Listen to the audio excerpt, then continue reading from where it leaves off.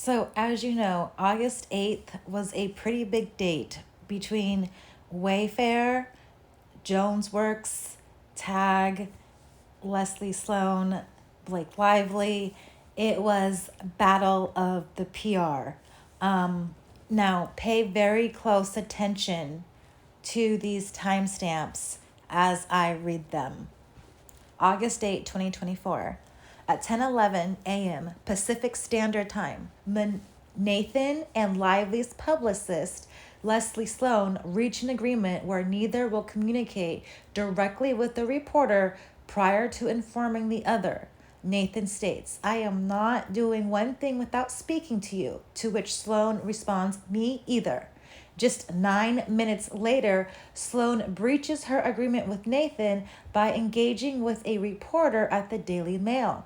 Sloan actively continues her discussions with the Daily Mail reporter, seeding false information to cast Baldoni in a negative light, to divert attention from Lively's tyrannical behavior on set. Sloan attempts to portray Baldoni as the antagonist, saying the whole cast doesn't like Justin. Nothing to do with Blake. She doubles down, insisting, "I'm telling you, she's a liar." They are panicking as the whole cast hates him. Sloan also threatens the reporter, saying, "The entire cast, I will have go on the record. This needs to hold." Nathan's texts to Sloan are enclosed. Sloan's texts with the Daily Reporter are also enclosed. And it looks like they are timestamped for 10:23. So they were, right on the dot with that. And then it continues, and this is where the PR war starts. That same day, Jones attempted to reinsert herself into Baldoni and Wayfair's good graces while sidelining Abel, despite both representing the same firm. Contacts a Daily Mail reporter about a story on Baldoni and Lively. Abel, at the direction of Baldoni and Wayfair, previously instructed Jones not to speak to the press due to the fragile truth with Lively's team. Despite this, Joan brags to Wayfair about trading calls with Daily Mail to appear engaged with the account. Notably, at the same time, Wayfair and Abel were unaware that Sloan had breached her agreement with Nathan. Sloan and Sony later discovered that someone from Baldoni's team had been communicating negatively to the media. It was clear that Jones was the source, and Wayfair's leadership, along with Sony, were livid.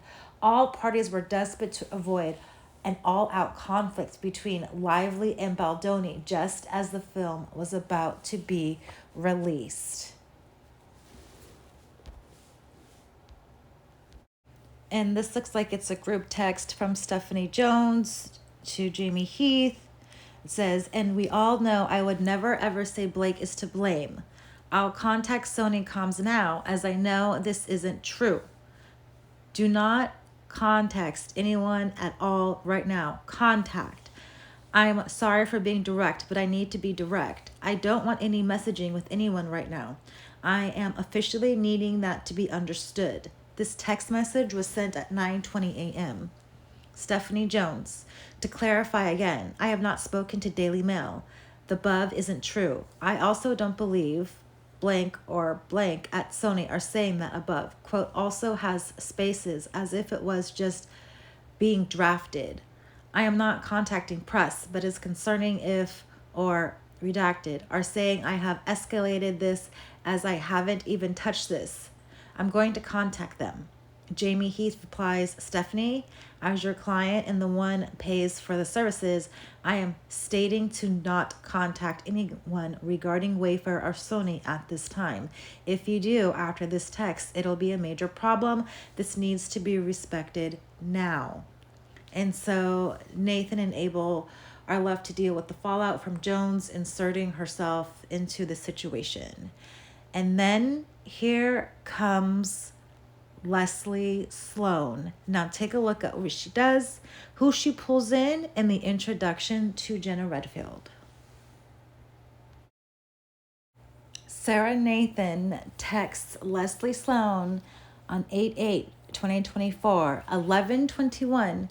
"Call me when free. X. Leslie responds with, on Kane, what's up? On plane.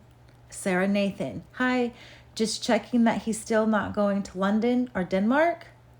Just about to talk to editor. How you feeling? Leslie Sloan. He is not. I think you should put up story. Justine Camp called Daily Mail blaming Blake. This is at 11:27 from Leslie Sloan. Sarah Nathan responds with it. On it. Leslie. I need artist sauce. Whole cast isn't speaking with him, and they had separate screening rooms at premiere. Everyone but him was with the cast. His cult had their own room. Stephanie is a lying sunt. Sarah Nathan. Yep. Like, I need artist sauce. Whole cast isn't speaking with Leslie Sloan. Blake is a producer on the film, and she has put her heart and soul into this. She has said this to everyone. Please find quote. The film is so important and needs to be seen. Sarah Nathan. Liked Blake is producer on the film. Am trying to hold off for now. Let's see. Leslie Sloan. Thank you. Let me know. Sarah Nathan. Liked. Thank you. Let me know. Leslie Sloan. Daily Mail holding I scared them. Stephanie's getting a call from the studio. Call. Blake worked so hard. I want this to work. Sarah Nathan. Oh. Leslie. Stephanie is really bad. Sarah Nathan replies, she is a horror show. Leslie. They know your story and are appreciate your holding. Sarah. Okay. XX. Leslie says, have you in a good night. Or good light. I'm sorry. And this is at 11:53. Sarah Nathan says, let me know when let me know when to go. I was trying my best to hold for Friday night, Saturday AM. Liked, I think we will be good. He went on Today's Show, and honestly, Stephanie is the worst. Holding for a beat, but I do think Stephanie is going to do something to be annoying. Did I tell you I heard 3 things? 1, Blake felt he looked at her while she was breastfeeding. He lingered too long while kissing her in a scene. Told her she smelled good. All a bit creepy. Let's speak when you land. My sister is going to call you when you land. She's now been brought in by Jen Abel, who reps Justin. She hates Stephanie with a passion. FYI. She wants to chat. Fans have proof of huge feud between Blake Lively and Justin Baldoni. Leslie Sloan. I'm about to land. Why? Because they didn't press he was edgy. She was there because to the end, and this is at 3:10. She came with her family. Sarah replies, okay, chat later, still holding. And this ends at 3:02. So that is where they learn that the other side has hired Melissa Nathan. And from there on, it is a PR lawfare war, it looks like. So now we move on to the hours between 10, 11, and 12 o'clock on August 8th. Now, pay attention to what Melissa Nathan says, Leslie Sloan says, and what Sarah Nathan say. Take a look. And this is a text message between Sarah Nathan and Melissa Nathan. Literally just heard from Leslie to say we need to put our story. And she said, put your story up. DM has heard back from Justin's camp blaming Blake. This is at 11:29 a.m. So pass on whatever you need to me to put in, and I'll put in. Melissa Nathan responds, what? Yes. Nope. This is it. Above. V, weird. Not even a reporter I have spoken to. Okay, send on what you need me to put in the copy. Well, she needs to be ucking careful. As tell her you are hearing there are text messages from Blake praising him after it wraps to him and a whole bunch of other stuff. No one is using anything. We have no plans to do one thing. There is no point, so the DM thing is false. Sarah Nathan replies, okay, She's on a plane, so I can't even speak to her. Melissa Nathan, there is no point for us to do any story. What is the strategy of that? Sarah, how do I know? I'm saying if you want to give me something. Otherwise, Shelley wants to expand on it for Sunday. Also, not sure when we are putting this up. Melissa Nathan, there's no way we will do a big story with DM. No one even knows we have him. Sarah Nathan, she said Stephanie, so maybe Stephanie is involved? Melissa Nathan at 11:38 a.m. She's not. V weird. She said Stephanie is a CUNT. Melissa Nathan, it's just Jen who's way too scared. Sarah, I'm trying to hold this back anyway as I need something for Sat. Melissa Nathan, I mean, she is right. SJ is a... Sarah Nathan, she actually said lying. Melissa Nathan, 11:40, not wrong. Melissa Nathan at 11:43 says, now I'm going to have to answer to Mucking Daily Mail. Sarah Nathan says, what would you even say? Melissa, I don't know, but I wasn't even answering. But now I need to know what the muck. I'm being paid for this. I can't just let all lay. I was ignoring that as it's just speculation. Sarah Nathan says, this is what she sent. He is not. I think you should put up story. Justin Camp called Daily Mail blaming Blake. So may just be lying and maybe was just being mad. Melissa Nathan, no, I don't think she would lie. That's what I'm concerned about. Sarah, me neither. Be weird. I am wondering if they called Stephanie, as she is still on the system when I checked. And then there's a message at 11:46. Sarah Nathan says, yep, knew it. I am trying my best to hold off on this story. I really need DM to be killed. Yep, she just ruined our whole strategy, and now she's blaming Stephanie Jones. Sarah Nathan says, yep. Melissa Nathan says, as I would muck you. Sarah Nathan says, I know that. I knew it was Stephanie. But this now means I have to run my story I was trying to hold for Sat. This from Leslie. Daily Mail holding, I scared them. Stephanie's getting a calm from studio. Call. Blake worked so hard, I want this to work. So apparently we holding, but let me know what you hear and what I need to add in. She added, Stephanie is really bad. Melissa Nathan, no, you thought it was, you said that 11:50, that message was sent at 11:54.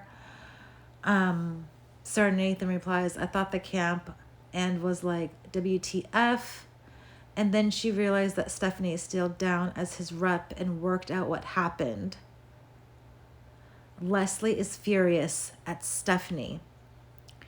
She ruined our whole strategy, but of course, so typical. Blunders in, call when free. Still on, can I have Leslie's number, please? So she didn't even have Leslie's number.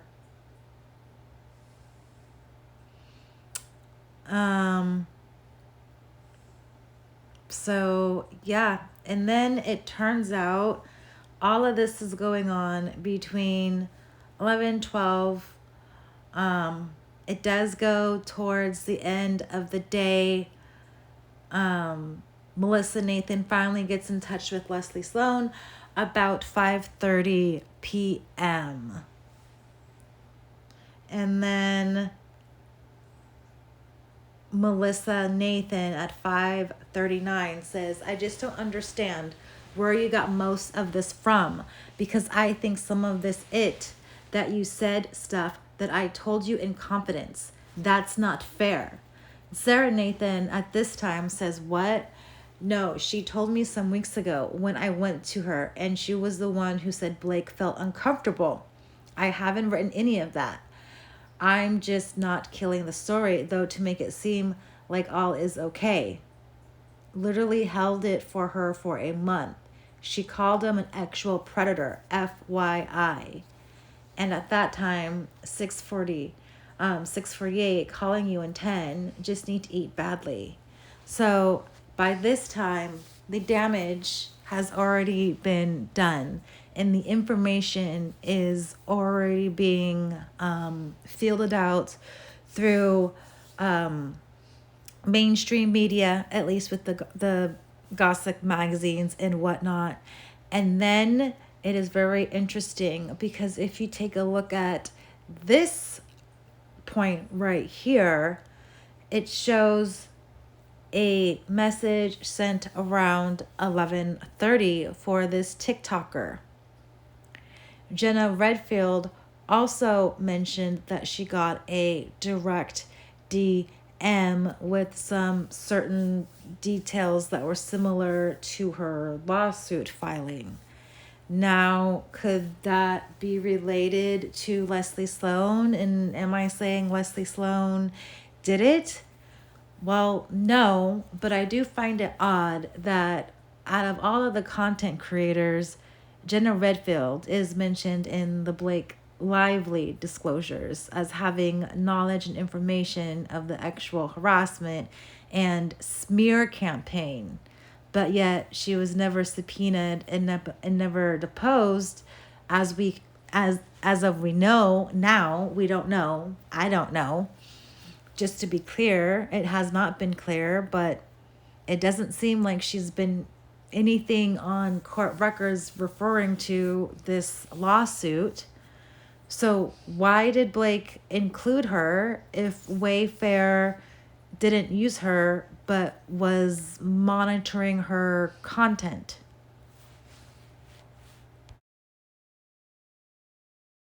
They're all still not interacting with Justin. Mind you, he's the producer, director, and a main character. Oh, best believe I'm going to get to the Blake. We've got Ryan and her other co-star, Brandon. We've got Ryan and Blake. We even have Hugh Jackman, who has been on a press tour with Ryan for the past couple months. This almost feels like an extension of the Deadpool and Wolverine promo tour. If you look at Justin's Instagram story, it's only pictures of himself on the red carpet with his wife. She stopped doing interviews alone, and then a group shot, and that's his podcast co-host. Speaking of that, something's going on with these two as well. These two are the co-hosts of the Man Enough podcast. Now, Liz was at the premiere last night. She's only tagging Blake Lively. There's no mention anywhere of Justin, but I just wanted to share what I got specifically in my DMs. The first one was this: somebody who knew someone in production. I know the editor. Blake and Justin hate each other. Hate. Huge drama. Unclear who is right. Don't show my name. So then dramatic and misogynistic, which surprised me because I've listened to him on his podcast and he doesn't seem that way. Again, I do not know the truth. I am trying to uncover the truth. I want to know what's going on because I'm nosy. This movie is going to be a big deal. One thing I scored worse than Justin's. I then asked if the final version was Justin or Blake's and never heard back. So I don't know. The other one that I heard was: the two main issues I know of were Blake wants to direct the sequels, and I'm pretty sure now has a deal to do so. And after the strikes, they were trying to redo the schedule. Blake didn't agree with the new schedule and also said she needed family time, then showed up in London with Taylor. It caused issues with people who had other jobs lined up, which created more delays.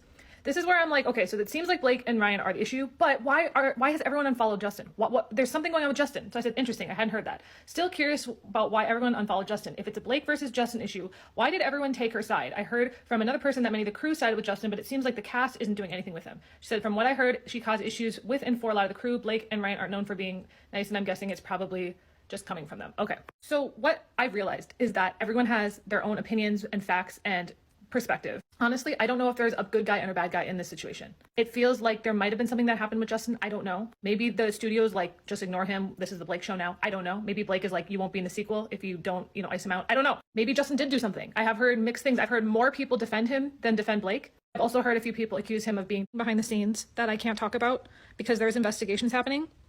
All I can say is that the women of this movie are victims. That's all I can say. There's a reason it's been being kept quiet, and I can't talk about it. There is actual investigations happening. I am submitting things, and if you know of anything, please DM me. Reach out. I want as much information as possible to hand over. This was not what I intended, and everything that you think is happening, it's the opposite. And I'm kind of shook. And I honestly am in way over my head. I'm working with other people now because it is way bigger story than you'd ever think.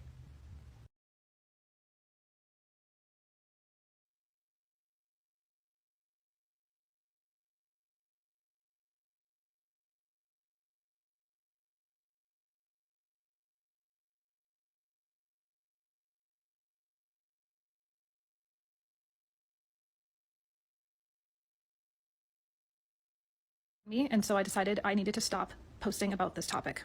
I randomly ended up getting an email from a news outlet asking me about if I knew of anything, and I had just gotten some information, and so I decided to share it with them. This information has not come out yet because I believe they're still doing research on it. My entire goal of making these videos here on TikTok was to figure out what was going on. What I uncovered was a lot deeper and darker than I expected. While I do think that there were a lot of truths in the content that I made earlier, I believe that there was a deeper reason for why the things that were actually happening were happening. There was no context, and that's what I was trying to figure out.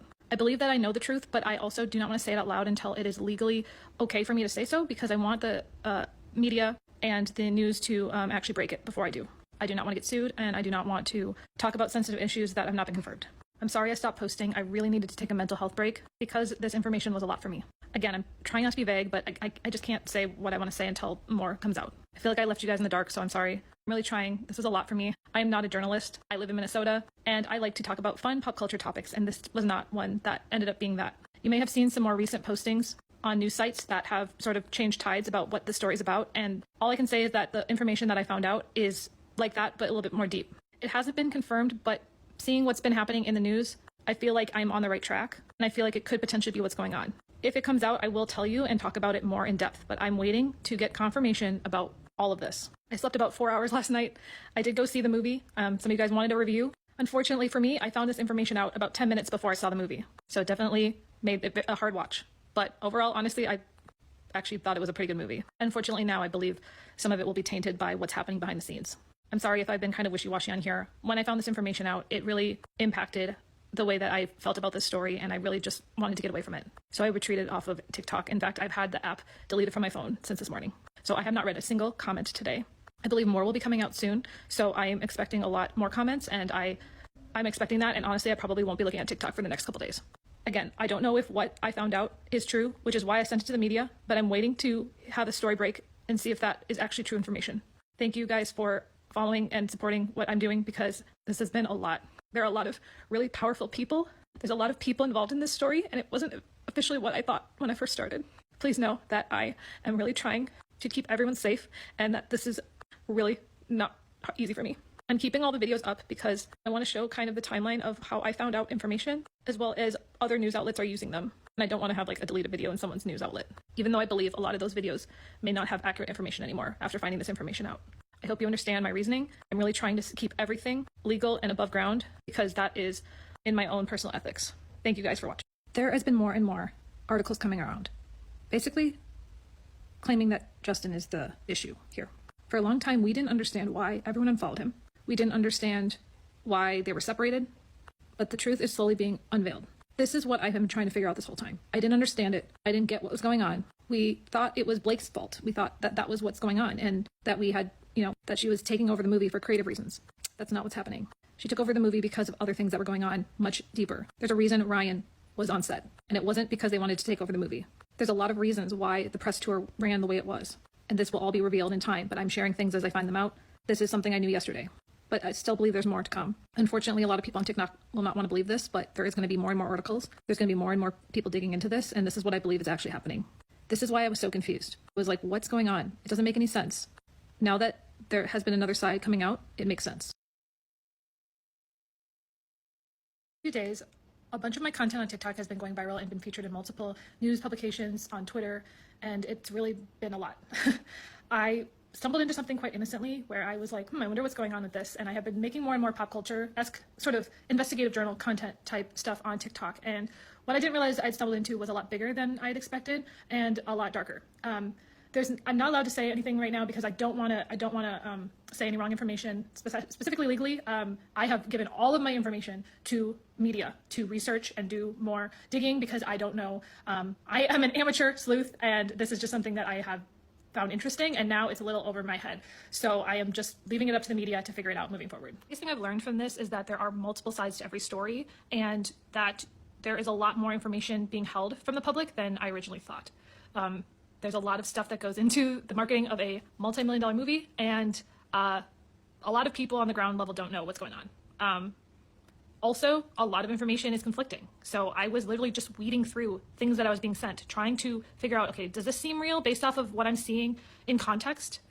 My pattern recognition skills, I think, are very strong, which is why I think I went viral, because I was pointing things out that I was seeing that it felt like no one else was seeing. And unfortunately, I might have kicked a hornet's nest a little too hard, and found some stuff out I wasn't supposed to. And unfortunately, that happened.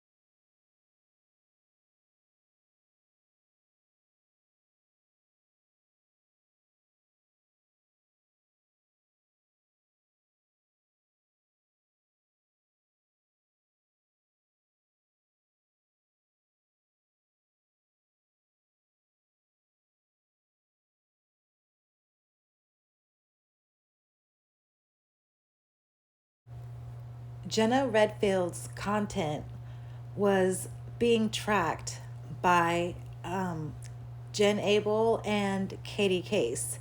As you can see in the text messages on 8/8/2024 at 8:30 p.m., Jen Abel sends an attachment. Katie Case says, "Thank you. We flagged her to Jed and his team as well. It looks like she took it down, but she posted this, and it's a TikTok, and her TikToks are now deleted. And it looks like it's a couple of TikToks. And then it says this. It says, a DM received, this whole thing is messing me up. Justin, the creator of a show called My Last Days, exploits the struggles of individuals facing terminal illness for his own gain. He found my friend, who is battling a serious illness, and followed her life closely. Despite her grace in not speaking ill of him, I sensed from the start that something was deeply wrong.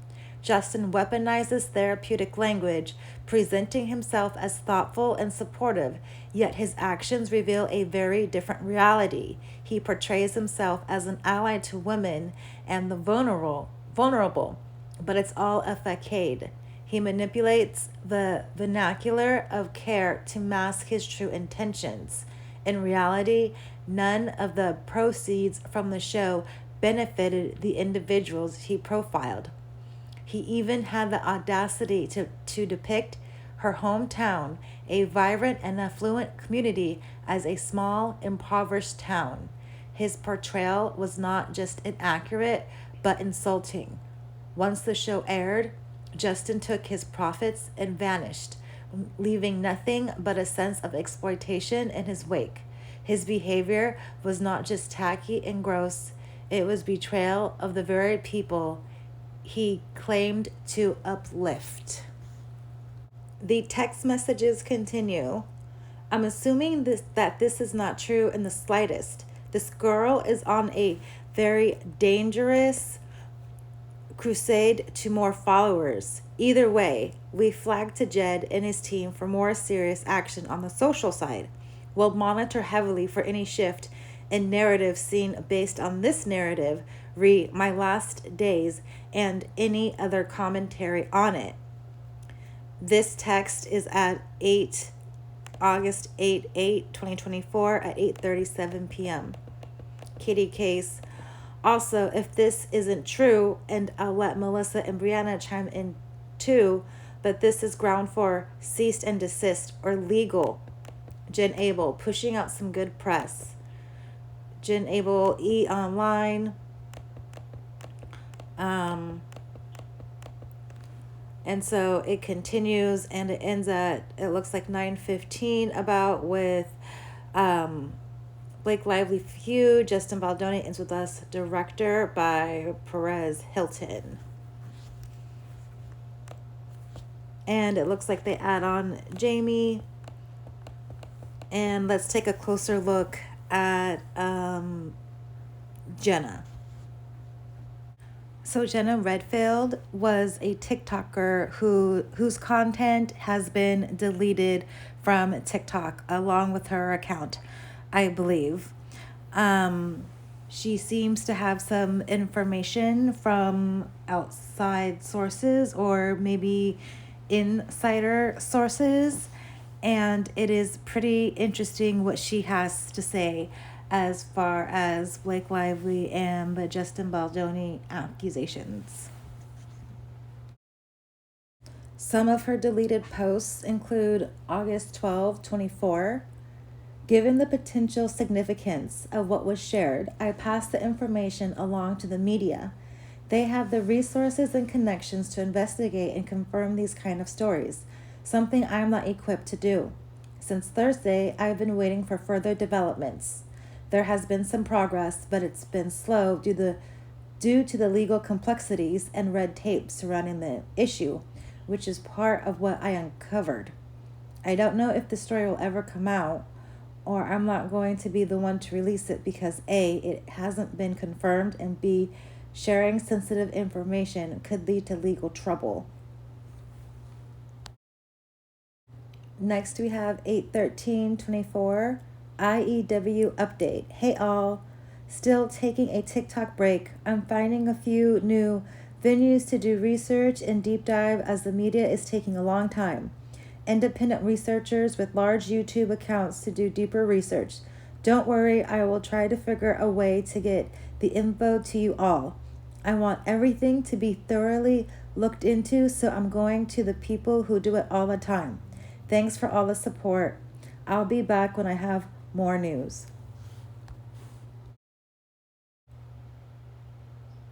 On 8/8/24, she says, I'm going to see the film tonight. I plan to do a review tomorrow. I decided to stop talking about speculation for now, as I don't want to affect the film's launch and or real people's lives anymore, as everything is all rumors at this point. My goal was to find the truth, and it's all a lot uglier than I had anticipated. There's a lot of stuff happening behind the scenes. I don't want to post any more videos with any more speculation. Talk to news outlet. More will be coming out. I started this as a simple curiosity, never realizing what I had stumbled upon. Leave it up to the real journalists, not TikTokers like me. I'm going off what I hear/witness. They will find the truth. Everything you think is happening, everything that I thought, is nowhere near what's actually going on. I wish I could take back a lot of what I said because I was so off, but I was trying my best to find the truth with what I had to go on. Until I found something that made all the pieces click. This isn't something to just post, it's serious information. I sent it to quality people who could look into it and verify. I'm now waiting to see if it's true. So I don't know, but it makes sense. It's not what I originally thought was happening. I ended up seeing the film tonight. All I can say is that they are much better actors than we can give credit for. I don't know when, how, if this info will see the light of day, but until then, I will not share anything due to the nature of the information.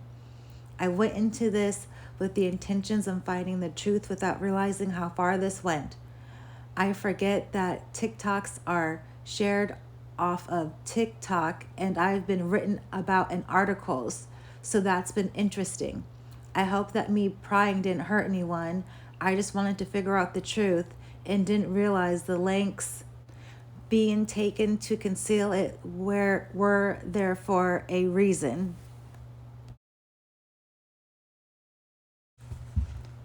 On 8/9, she wrote, they stopped being tea yesterday when I found out some information I wasn't expecting, and this started becoming real and serious. I stopped what I was posting and took the information, which is coming from a high level, to media for confirmation. I'm protecting everyone in the story by not sharing it as well as myself since I haven't confirmed it and wanted the professionals to do. When and if it comes to light, I will talk about it. Until then, I'm keeping myself out because I don't want to get in any legal issues by sharing if it is or isn't correct. I'm not trying to breadcrumb you. I'm trying to figure out what's the truth, even if it's not what I or we all originally thought it was. On 8/9, 2024, Jenna Redfield wrote the following. So I went viral.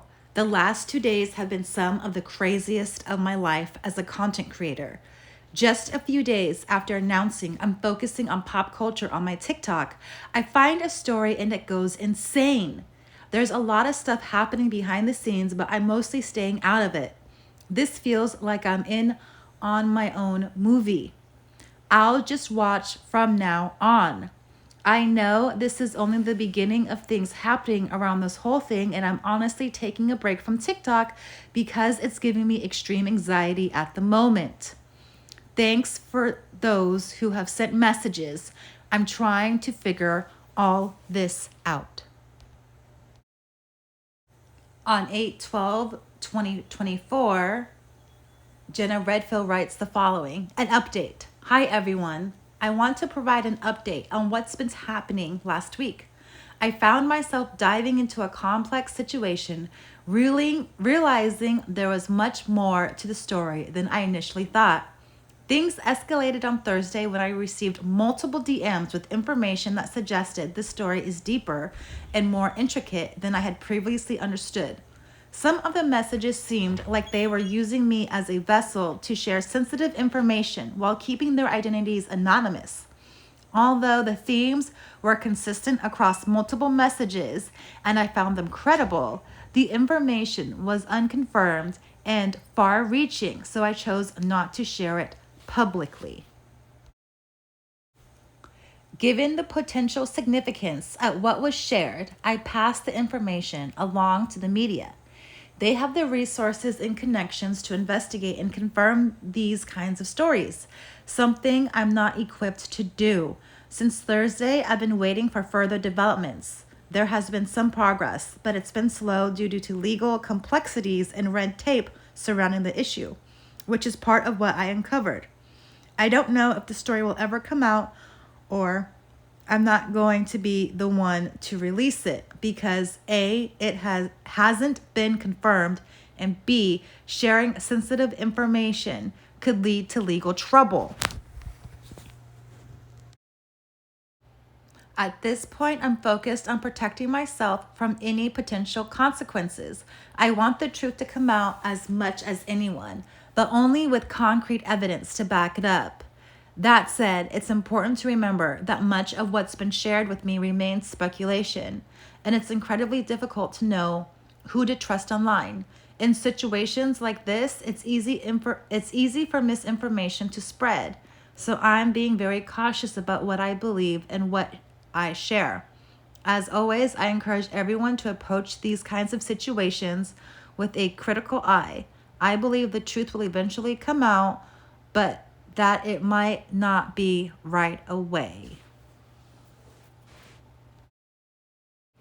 On 8/13/2024, IEW update. Hey all, still taking a TikTok break. I'm finding a few new venues to do research and deep dive as the media is taking a long time. Independent researchers with large YouTube accounts to do deeper research. Don't worry, I will try to figure a way to get the info to you all. I want everything to be thoroughly looked at into, so I'm going to the people who do it all the time. Thanks for all the support. I'll be back when I have more news.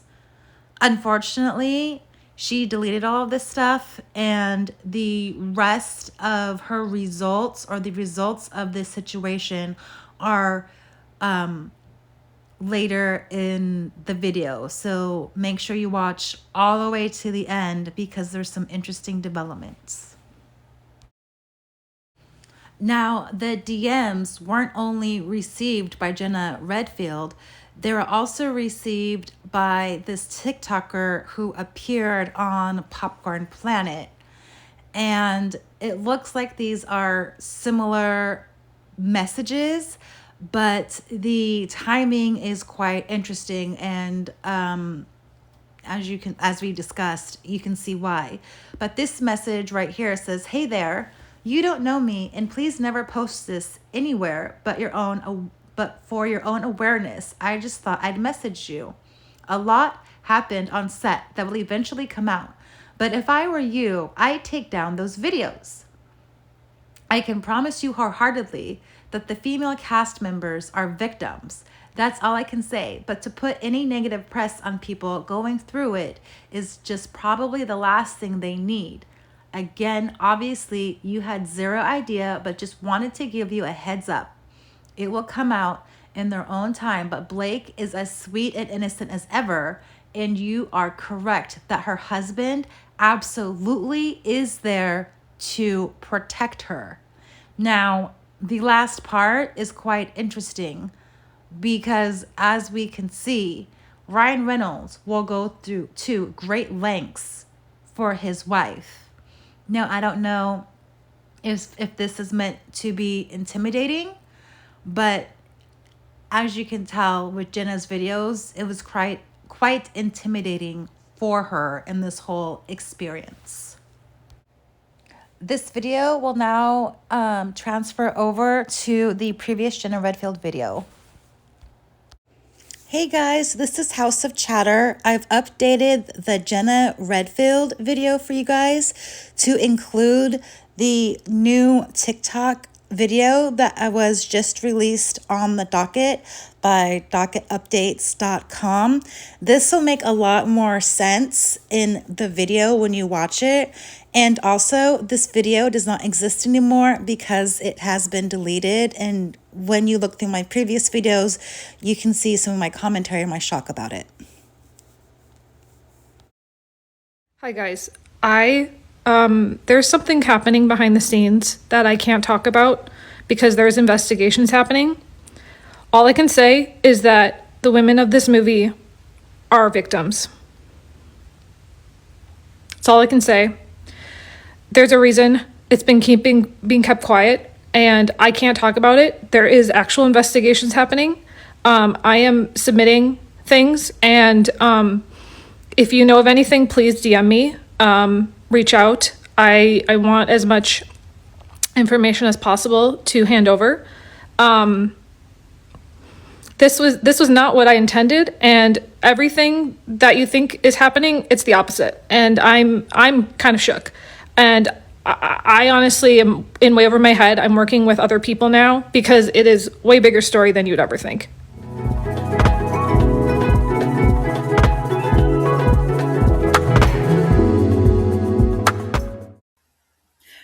Hello, house guests. Come on in, have a seat. Let me pour you some cold iced tea. This is House of Chatter. I am Emmy, and we are still talking about the Blake Lively lawsuit, and we are talking about Jenna Redfield and her relation to the Blake Lively lawsuit, and could she be the one content producer who is vital to this case other than the 107 content creators that were subpoenaed? So, who exactly is Jenna Redfield and what is her relationship to this Blake Lively lawsuit? Well, on the docket, if you search her last name, her name is associated with 424 docket entries.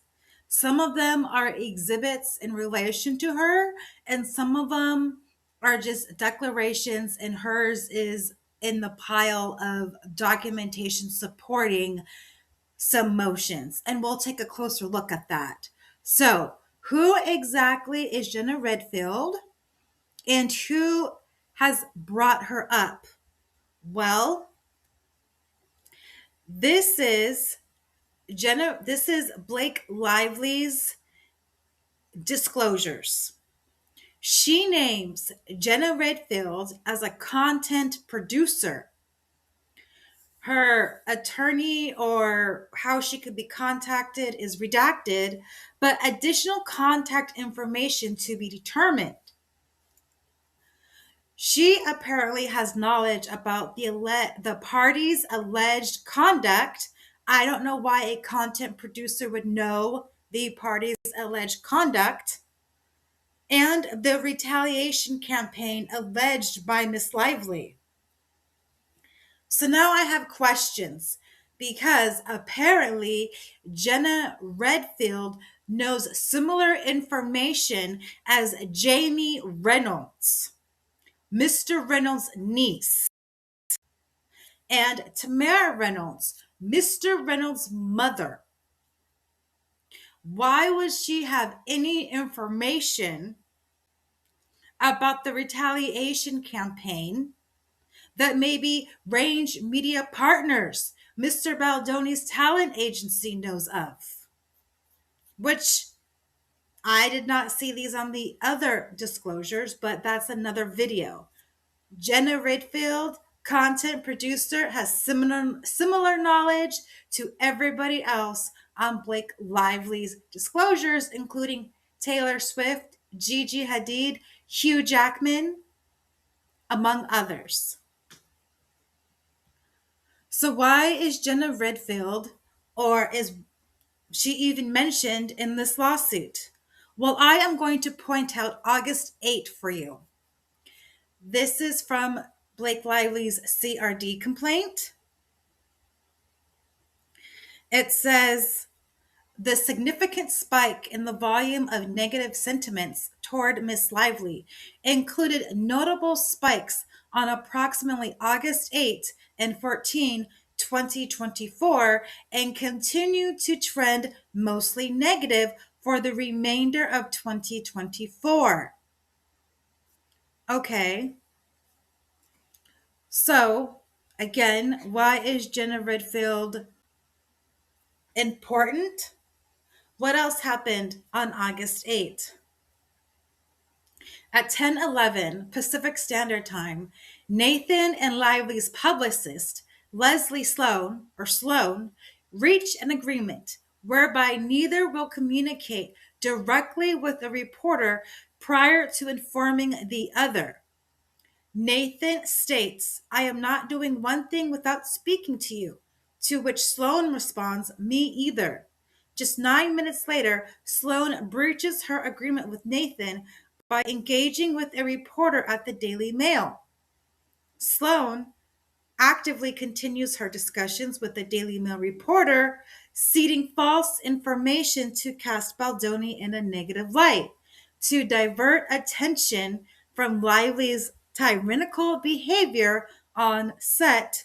Sloan attempts to portray Baldoni as the antagonist, stating, the whole cast doesn't like Justin.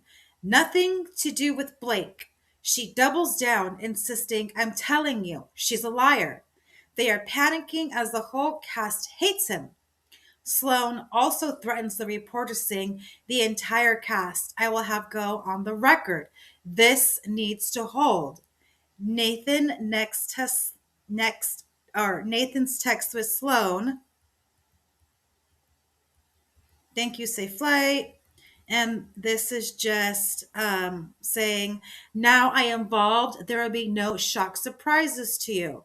And here are Sloan's text to the Daily Mail reporter. Daily Mail reporter says, have to talk about some stuff that came in from reporters regarding Blake and her new movie drama. And then it talks about Baldoni fallout. Sloan says it's 100% untrue. What else does it say?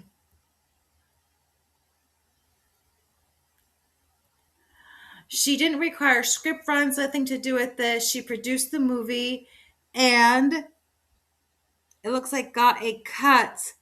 What the fluff is going on? The whole cast doesn't, is that like Justin? Nothing to do with Blake. And so they are talking about it. And then Sloan reiterates, I'm telling you, she's a liar. They are panicking as the whole cast hates him. I promise you, she is lying. This will not look good for your site. And she says the cast will unfollow or will be on the record. But then we have Stephanie Jones inserting herself in the same day, and that is a different matter. Now, where does Jenna Redfield come into this? So August 8th, Miss Abel flagged content to Miss Case, Miss Nathan, and Miss Coslow, Mr. Heath, and Mr. Mitchell, posted by an individual with the username of Jenna Redfield, alleging that something more serious was behind the ends with us drama than was being publicly revealed. And then it gives the exhibit. Miss Case replied that we flagged the creator to Jed and his team as well. Miss Abel flagged 2 other TikTok videos posted by the same creator. Miss Case replied, I'm assuming this is not true in the slightest. This girl is on a very dangerous crusade to more followers. Either way, we flagged to Jed and his team for more serious action on the social side. We'll monitor heavily for any shift in narrative seen based on this narrative regarding, and it says my last days and my other commentary on it. Okay.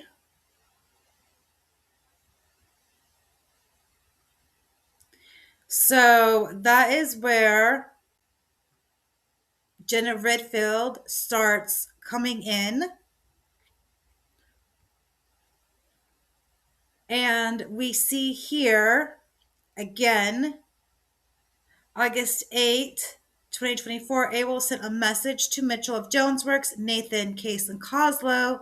And this is Jennifer Abel, or this is referencing Jennifer Abel's declaration.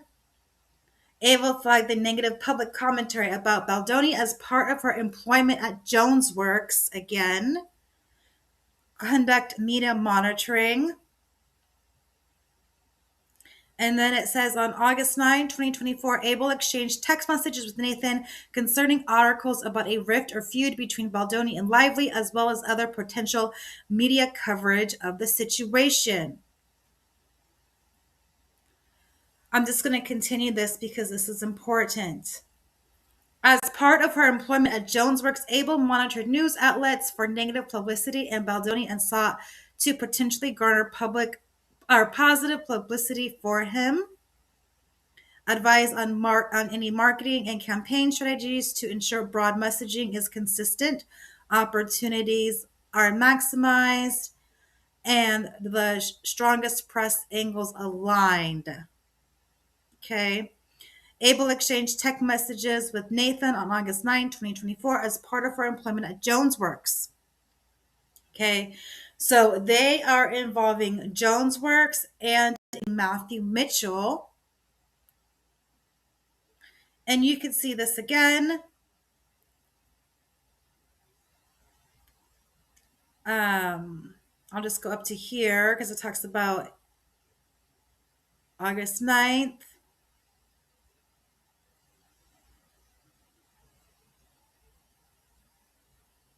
And then August 9, Jones, Chief of Staff, Gordon Juwan, forwarded to Baldoni the inquiry from the Hollywood Reporter concerning alleged film-related drama. And this is a response from Abel, I believe, partially disputed to the extent of the inquiry, wanted to see if Justin has any background info to share from his end or wanted to weigh in on the matter. And this is from Abel's declaration. Abel confirmed to Jones and Duran that the situation was being handled by Jones Works employees assigned to the Wayfair clients' accounts. And then Abel does not specify who is handling the account. And then so I just want to say that everything is about on-set drama here. Okay.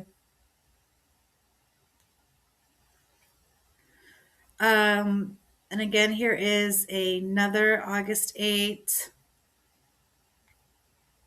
Jones also knew that Jones Works employees were monitoring social media activity concerning Baldoni statements. Our online comments from Jenna Redfield. Response partially disputed to the extent Jones knew Jones Works employee as of August 8th, and this is a declaration, but that Jones did not know that Abel or anyone else was engaged in activities contributing to or amounting to the digital campaign as alleged by Lively in this action. And then I'm just going to say, for instance, in an August 8 email, a Jones Works employee passed along information related to such social media monitoring to Jones, partially disputed to the extent. And it says a response here is partially disputed to the extent that the cited email reflects only August 8, 2024. A Jones Works employee passed along links reflecting, and it is redacted. And this is per Abel's declaration. It does not show that Jones was providing anything beyond publicly available monitoring, nor that she understood anyone, including Abel, to be engaged in activities contributing or amounting to a digital smear campaign as alive by Lively in this action. And this is, I believe, Jones Works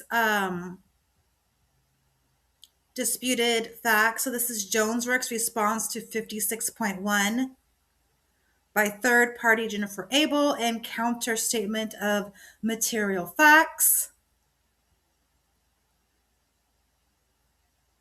And then if we took a look at here, we can still see that TikTok is still a concern.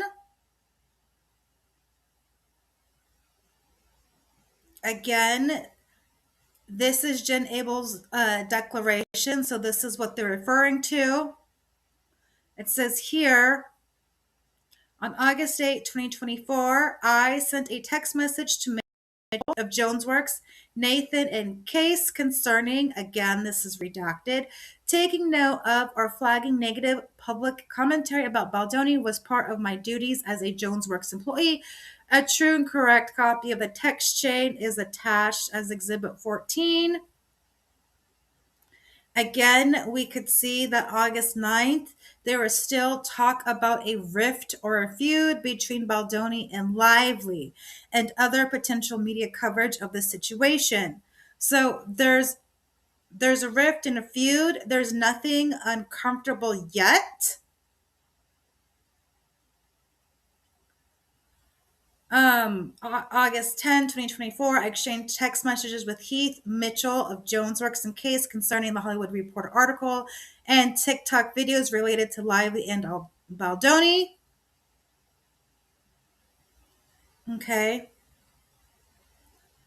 So she's doing this out of furtherance as a Jones Works employee.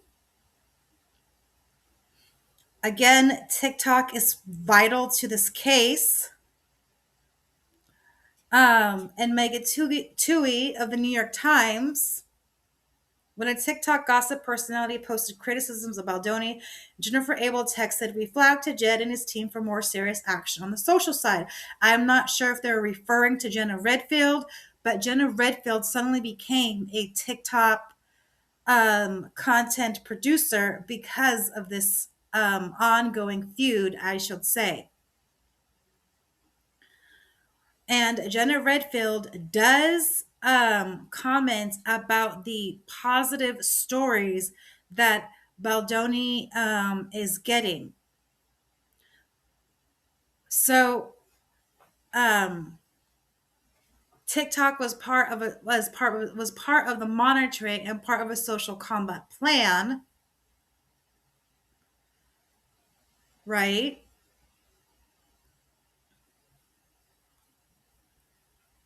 And then they are working to boost with TikTok. Um,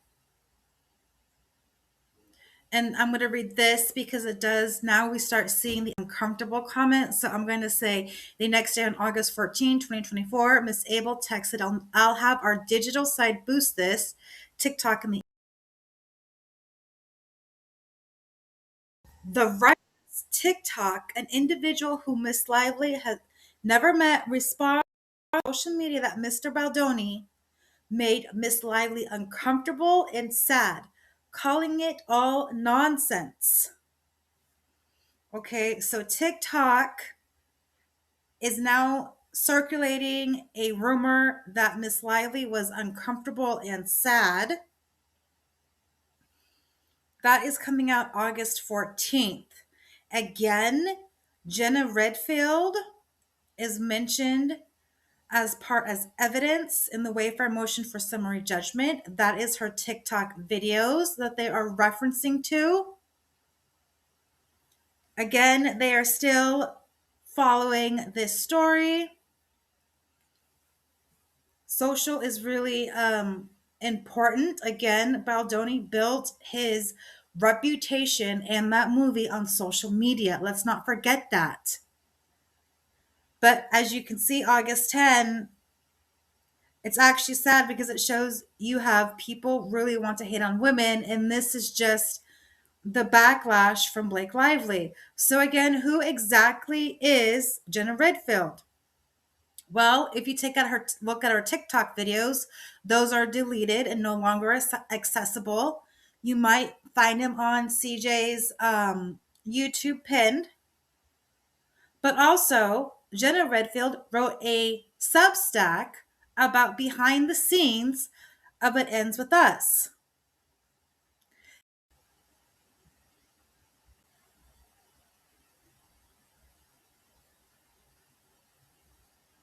But if you click on that Substack, you are not able to access that post because that post has been deleted by Jenna Redfield along with her TikTok videos. So, what exactly did that post have to say? I believe CJ Journalist does have some TikTok videos that she was able to save along with some of these posts, but I will be reading from screenshots because you can get these posts but only through your mobile device. So what do you get when you finally access Jenna Redfield's post? You get the following. Let's take a look and read it. So she says, tour saga behind the TikTok drama that sparked it all. A deep dive into the viral TikTok investigation that uncovered an explosive Hollywood scandal. Jenna Redfield, December 24, 2024. In it, she writes this. Over the past few months, people have asked me to share my perspective on the events surrounding the It Ends With Us press tour situation from August. I decided to wait until the recent New York Times article and related legal developments were made, as I wanted to ensure that my thoughts were based on public available information. Back in August, I received an anonymous message via TikTok which mentioned serious allegations. At the time, I attempted to confirm the claims with credible sources, but no one directly involved was willing to provide on the record confirmation. As a result, I chose not to discuss the matter publicly until more information was available. Now that these details have been outlined in legal documents, I feel it is an appropriate time to share my personal experience and understanding of how I became involved in the situation. I'll provide some context, walk through the timeline of events, and reflect on my own thoughts along the way.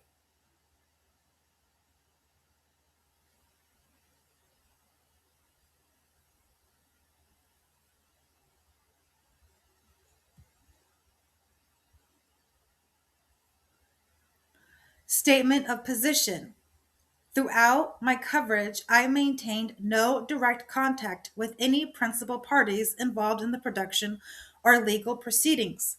All information shared was based on publicly available sources or alleged communication from third parties. Any speculative content was clearly identified as such at the time of posting. I am making this statement to provide transparency about my role in covering these events. Moving forward, I intend to return my focus to general pop culture coverage and other professional projects. Legal notice. This statement is provided for informational purposes only and should not be considered as verification of any claims or allegations. All matters discussed remain subject to ongoing legal proceedings. Background. I've been a huge fan of pop culture for years, and I've always loved reading and learning about it. A couple years ago, I decided to turn that passion into TikTok content.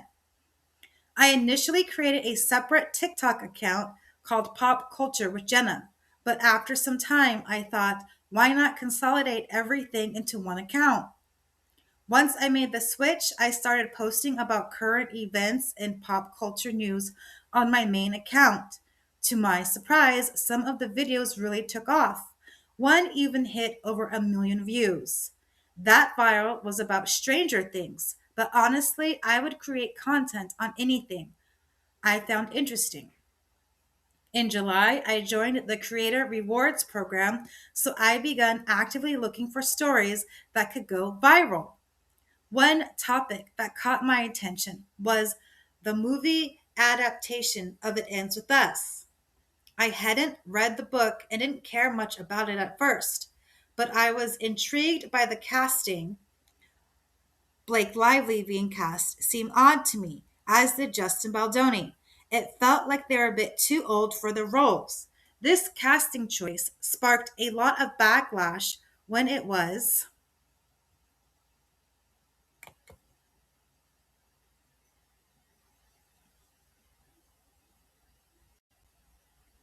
announced, which only added to my curiosity. Even though I'd seen behind the scenes content of the movie, I didn't know much about the plot at the time. Blake Lively has been on my radar for a long time. I was a big fan of the Sisterhood of the Traveling Pants growing up.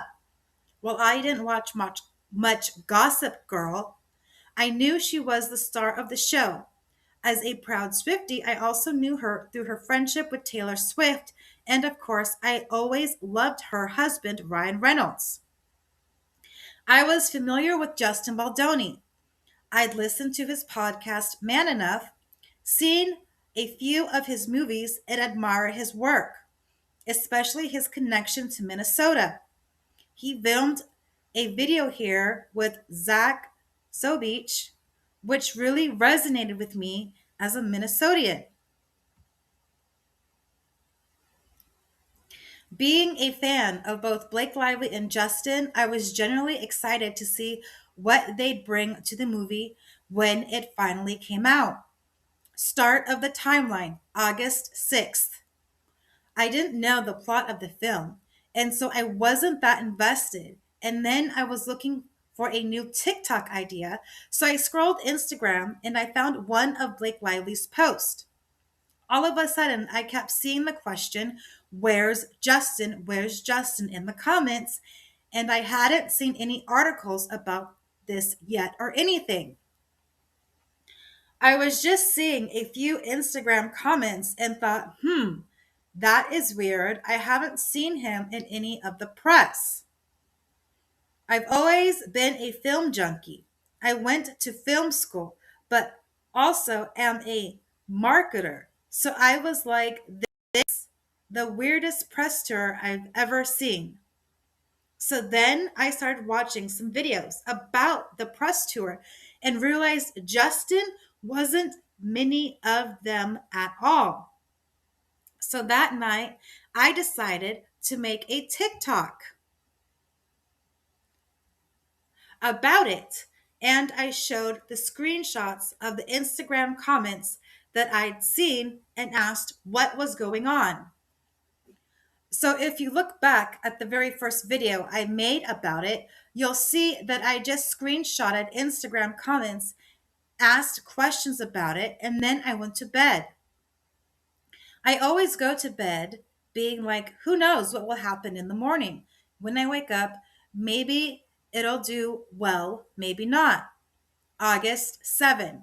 I woke up one morning to find that a video I posted had garnered a couple 100,000 views.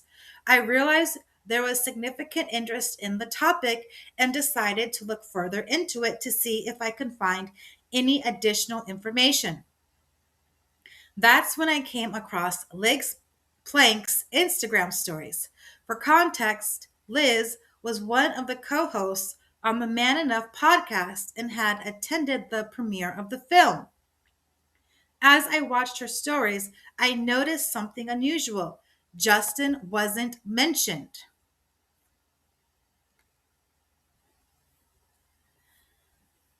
or shown in any of them. Liz only tagged Blake, which struck me as odd given her close association with Justin. This sparked a lot of questions for me. Was Justin not being mentioned? I'm sorry. Why was Justin not being mentioned? Why was no one talking to him? Why wasn't he with the rest of the cast?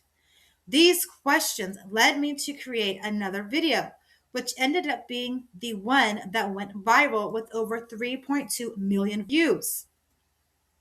I was surprised it was the follow up video that took off, and suddenly I was inundated with DMs and comments. I started making additional videos, not just about the drama, but also about the box office, my theories, and other aspects of the story. It was a whirlwind trying to keep up with the momentum and the flood of messages I was receiving. The DMs came from a range of people: crew members, individuals in post production, and people who had worked with both parties. Each brought different perspectives. Some seemed credible, while others appeared biased or limited by their level of access. Overall, I got the impression that the project had been very chaotic behind the scenes. Around this time, I also started connecting with other creators covering the story. One standout was Liz, a TikTok creator and producer based in LA. She reached out to me and we eventually started texting. Liz kept me updated on developments and was a great source of support during this overwhelming period. Huge thanks to Liz. And now we are going to get to Thursday, August 8th.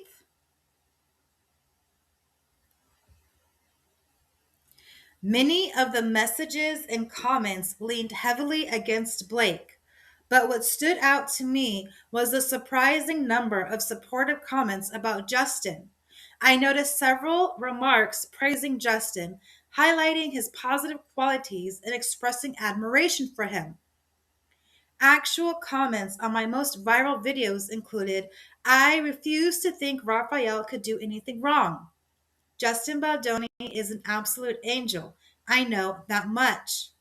I refuse to take any criticism about Justin Baldoni. I love him. At the time, I found myself wondering, how do so many people know Justin? Why does he have such a passionate following?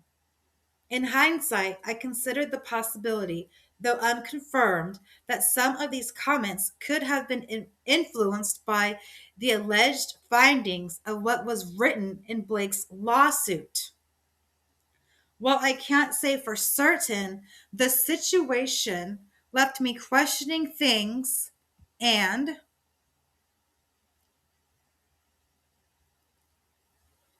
feeling uneasy.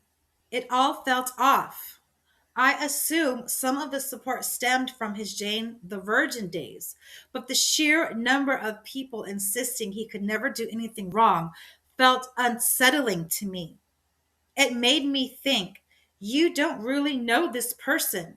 Similarly, you don't really know Blake either.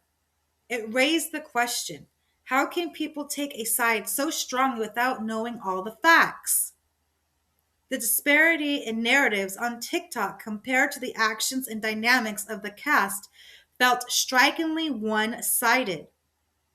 I did get many people sending me messages defending Justin and accusing Blake of being hard to work with and taking over the movie.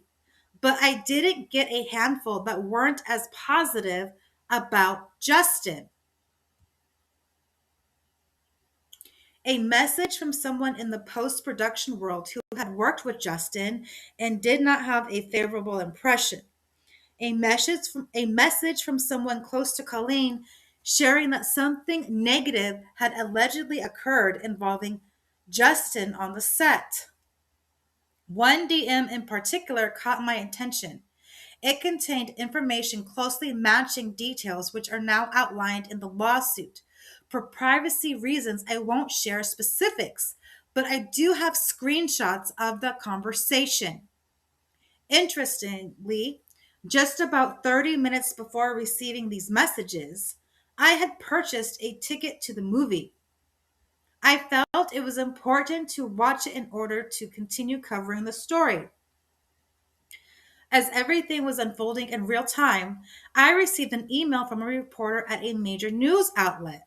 I believe the timing was coincidental, as the volume of people reaching out to me had been steadily increasing.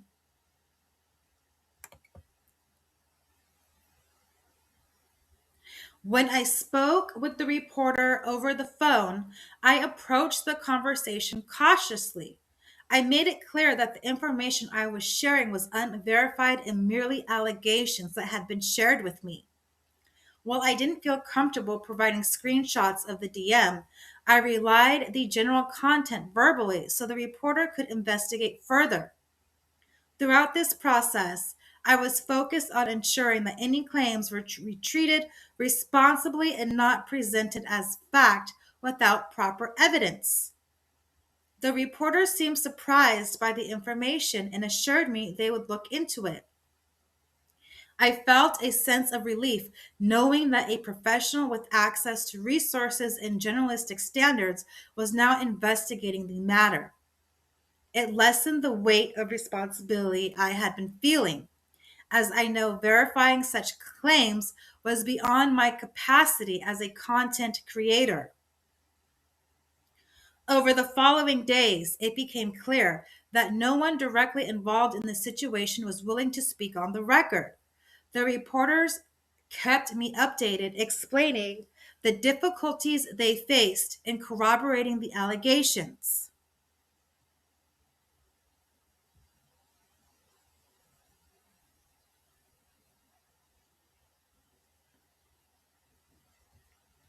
Um, Both Blake and Justin's team appeared to be tightly controlling information, which made it nearly impossible for journalists to gain traction on the story at the time. This experience reinforced my commitment to transparency and accuracy. I intentionally refrained from presenting the allegations as anything more than unverified claims and waited to see if those with more resources could confirm them. My goal was always to seek the truth while maintaining ethical standards in how I approach sensitive information. At that point, I realized I couldn't share the DM publicly. I understood the importance of having solid proof before discussing such serious allegations, as relying solely on this DM could have had significant consequences if the information turned out to be false. I was deeply aware of the potential legal and ethical implications of sharing unverified claims, including the risk of defamation. Although I could have chosen to break the story on TikTok, I recognize that doing so without verification would have been irresponsible. The fact that two major outlets, after reviewing the information I provided, chose not to publish anything further reinforced my decision to wait. It was clear that this situation had complex implications, and rushing to share incomplete or unverified information would have not served anyone involved. At the time, public sentiment was overwhelmingly against Blake and supportive of Justin, which made me question whether sharing the allegations would have made an impact without concrete evidence. My goal was not to sway opinions, but to ensure that any information shared was truthful and substantiated. Even though the DM seemed to align with my instincts and helped me make sense of certain aspects of the situation, I ultimately chose to hold off. I felt it was more prudent to wait for the truth to come to light through reliable channels rather than risk adding to the confusion or misinformation. My intention throughout was to approach this matter with care and integrity.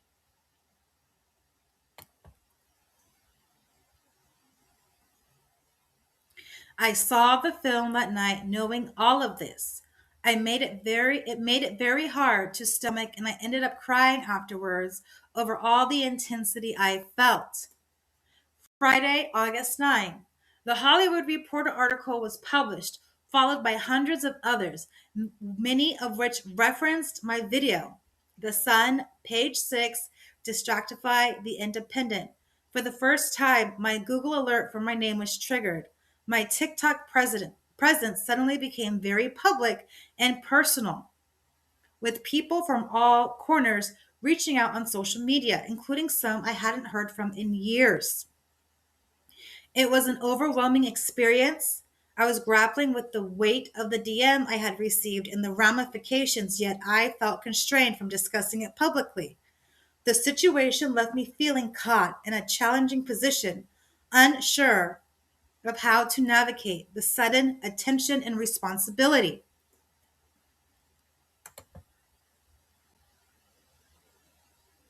Saturday, August 10th and 11th. On August 10th, I received an email from a reporter at another major publication. The following day, I sent her the screenshots of the DM I had received. She said she would investigate, but I never heard back. At that point, I felt stuck. I had this alleged information, but without being able to verify it, and with reporters also struggling to confirm the details, I couldn't provide any concrete conclusions in my videos. Instead, my updates ended up with vague statements like, "Stay tuned for more." While I hoped the DM wasn't true, it inevitably influenced my perspective on the situation, which now it seemed to explain the actions of everyone involved, at least in my mind. By, by then, the stress was taking a toll on my mental health. My birthday on August 11th arrived, but I was physically and emotionally drained from the whole experience. It felt like I was constantly in fight or flight mode. I celebrated my birthday quietly with a small group of friends and tried to refocus on other aspects of my life.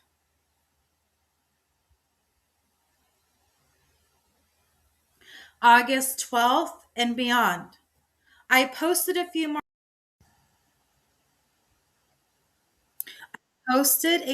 TikToks during this time, referencing publicly available articles that mentioned Blake feeling uncomfortable.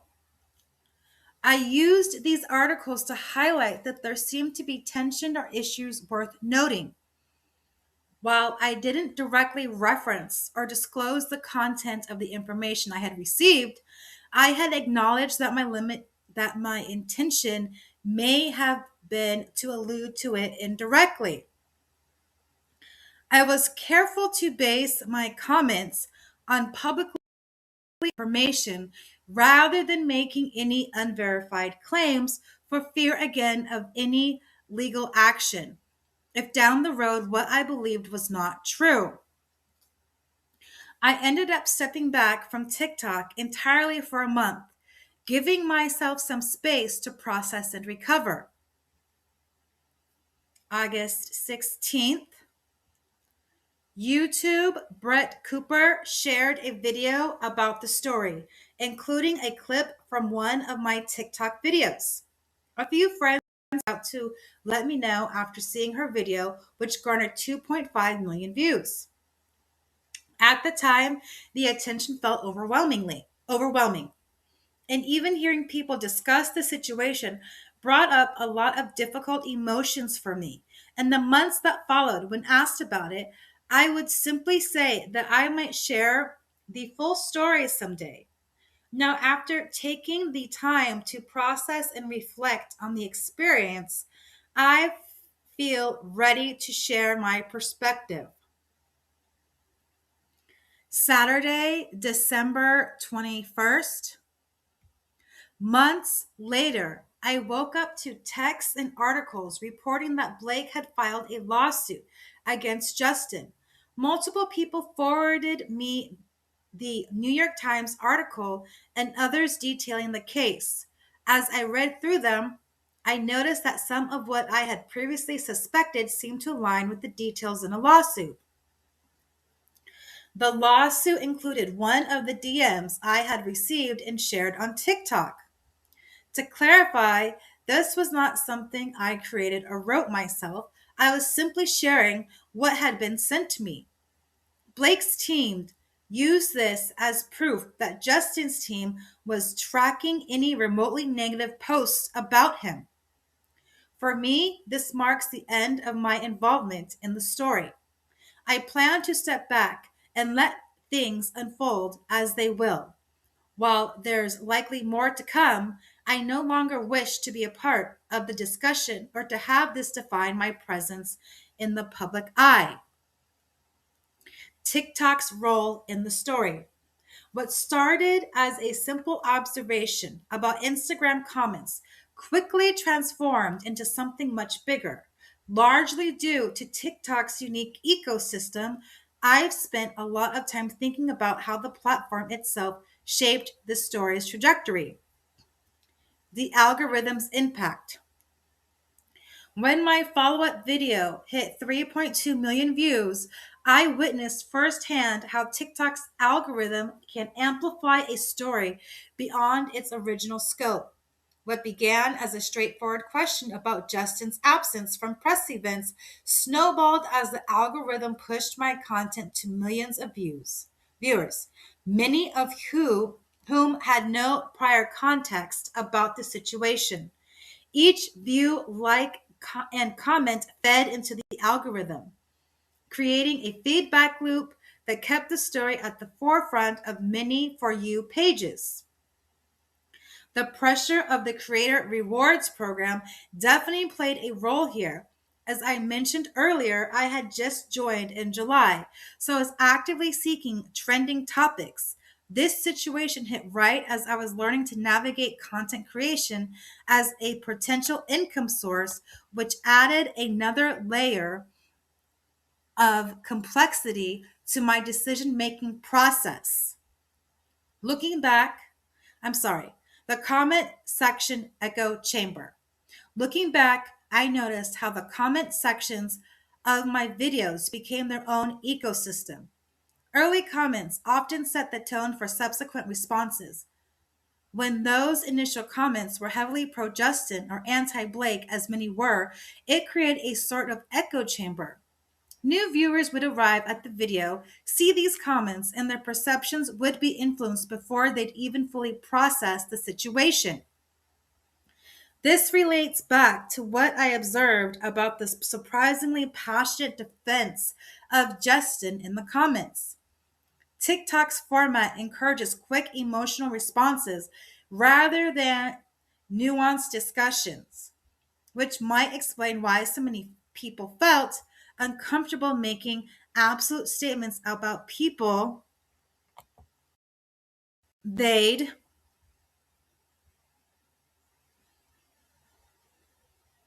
never met. Platform limitations and responsibilities. One of the biggest challenges I faced was trying to cover this story responsibly within TikTok's format constraints. How do you convey the complexity of a developing situation in videos that typically need to be under 3 minutes to perform well?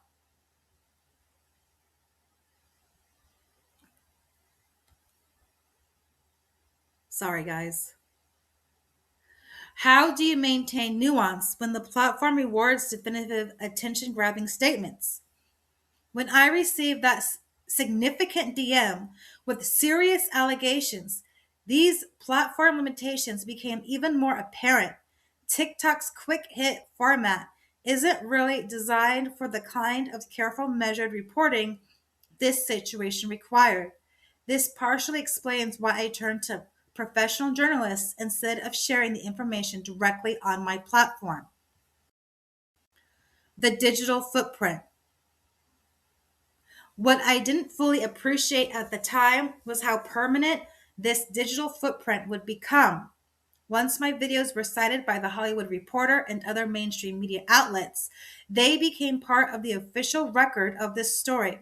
My TikToks weren't just quick social media posts anymore, they're being referenced in serious journalism and eventually legal documents. This presence adds weight to what might otherwise seem like casual social media commentary. When the lawsuit mentioned one of the DMs I had shared, it drove home how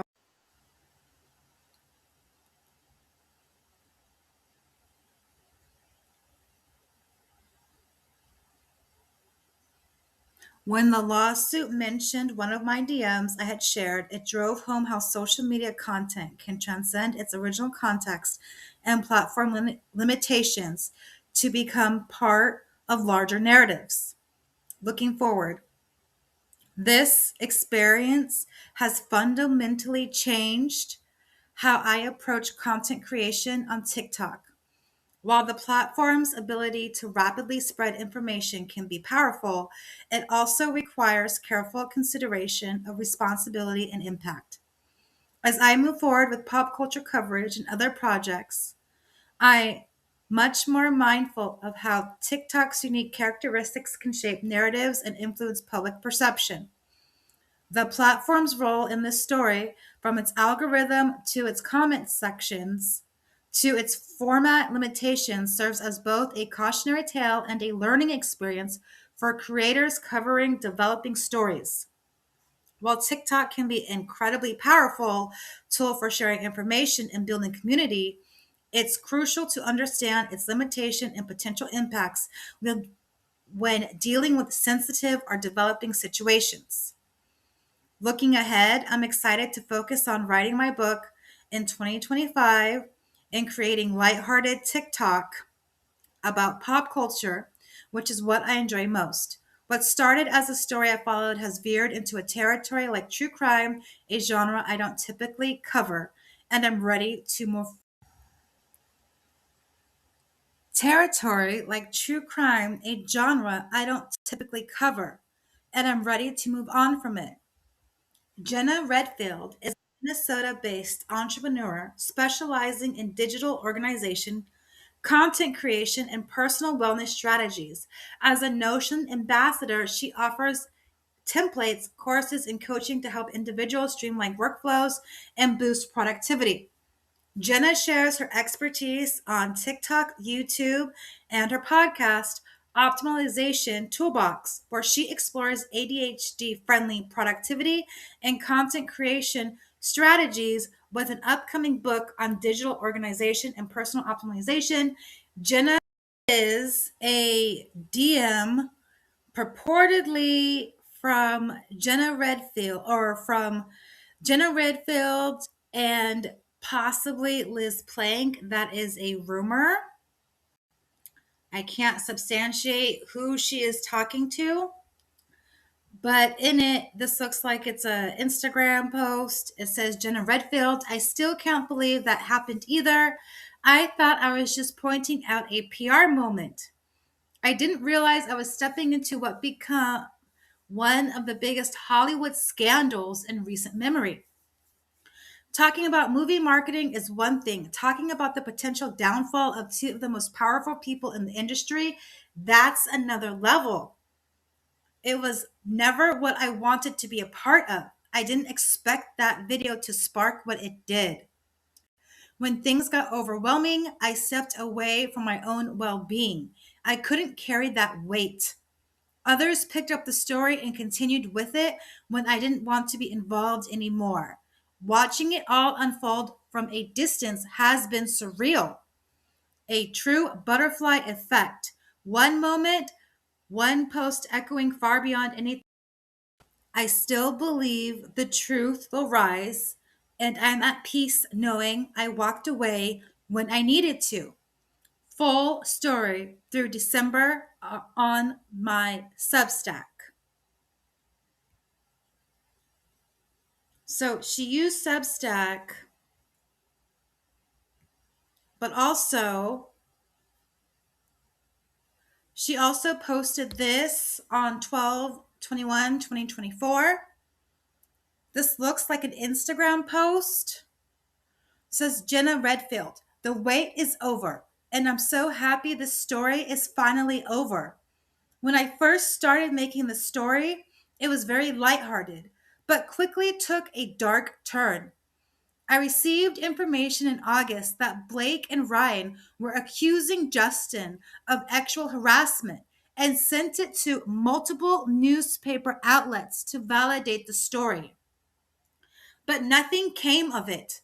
Ryan and Blake were working behind the scenes to create a legal case, all the while Justin was smearing Blake while she couldn't talk. My instincts were right, and as one of the only people on TikTok who was digging deep, I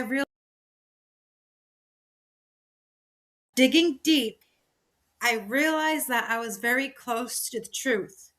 You can look back and see the point which I realized Justin was the one in the wrong here. I'm glad it's all out now and I can move on with my life. Truth will always be unveiled.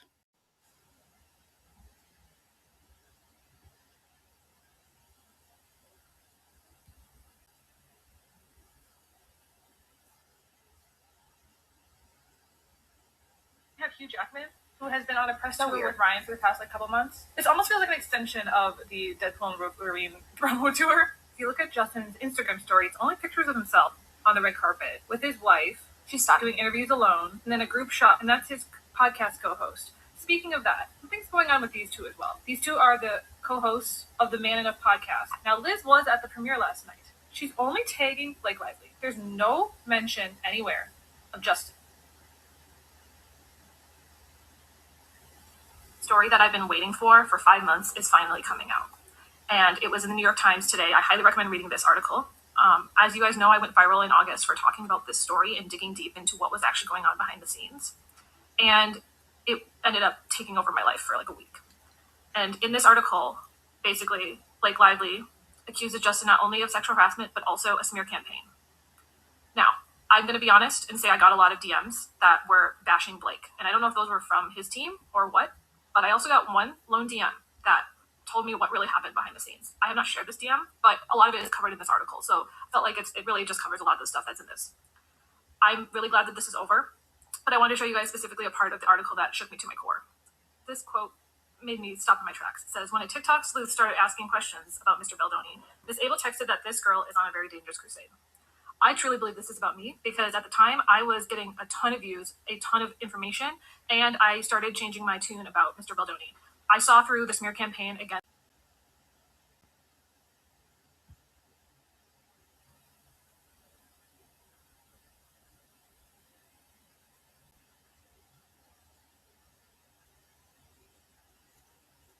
ton of information, and I started changing my tune about Mr. Baldoni. I saw through the smear campaign against Blake, and I realized that Justin was behind it. And I thought, okay, this is actually the opposite. You can literally scroll back on my TikTok videos and see my change of tune. And then all of a sudden, I was waiting for this article, and it never came. And it's because it took many, many months for this lawsuit to come out. I'm sure that the New York Times did a very, very in-depth, research into this, and I'm grateful that it has now come to light. So, anyways, I feel like this is the end of the road for me, but I just wanted to share this because I'm glad that it's all over.